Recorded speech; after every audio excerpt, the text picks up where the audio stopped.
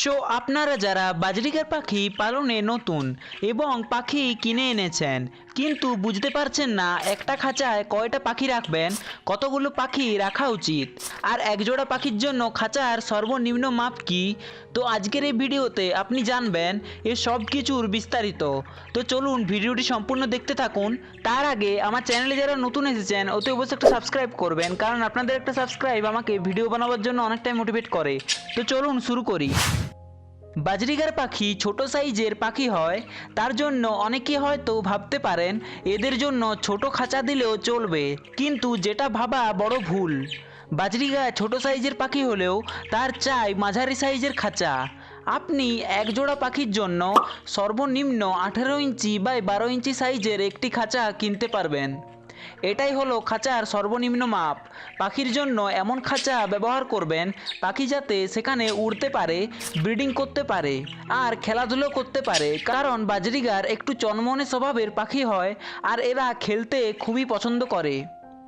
আমার এখানে পাখিগুলোকে দেখছেন, এই খাঁচার মাপ হলো 12 ইঞ্চি বাই 10 ইঞ্চি। আমি এই খাঁচায় 4টা পাখি রেখেছি, যেটা একদমই উচিত নয়। এখানে আজকে আমি এই বাচ্চা দুটোকে সরিয়ে একটা আলাদা খাঁচায় দিয়ে দেব। তো আপনারা 18 ইঞ্চি বাই 12 ইঞ্চি সাইজের খাঁচায় এক জোড়া পাখি রাখতে পারবেন, আর ওই পাখিগুলো ভালো ব্রিডিং করবে। একটা কথা বলে রাখি, পাখির ব্রিডিংয়ের জন্য খাঁচার মাপ মাঝারি হলেও চলবে। যেমন আমার এই খাঁচাটি 12 ইঞ্চি বাই 10 ইঞ্চি সাইজের খাঁচা, এটাতেও বাজরিগার ব্রিডিং করেছে, যার ফলস্বরূপ আপনারা এই বাচ্চাগুলোকে দেখছেন। আর এগুলো থেকে আমি এই দুটি বাচ্চা পেয়েছি, যেগুলোকে আপনারা এই মুহূর্তে স্ক্রিনে দেখতে পাচ্ছেন। এবার আপনি চেষ্টা করবেন যতটা সম্ভব বড় সাইজের খাঁচা ব্যবহার করার জন্য, কারণ সেটাতে পাখি ভালোভাবে উড়তে পারবে, ব্রিডিং করতে পারবে। তো একজোড়া পাখির জন্য খাঁচার সর্বনিম্ন সাইজ হলো 18 ইঞ্চি বাই 12 ইঞ্চি। তো এবার অনেকের মনে একটা প্রশ্ন জাগতে পারে, সেটা হলো 2 জোড়া পাখির জন্য খাঁচার মাপ কী। তো বলে রাখি, আপনি 2 জোড়া পাখি কিনে আনলে তাদের জন্য 24 ইঞ্চি বাই 18 ইঞ্চি সাইজের খাঁচা ব্যবহার করতে পারেন। তো আশা করি বুঝে গেছেন একটা খাঁচায় কতগুলো পাখি রাখা যাবে আর এক জোড়া পাখির জন্য খাঁচার সর্বনিম্ন মাপ কী।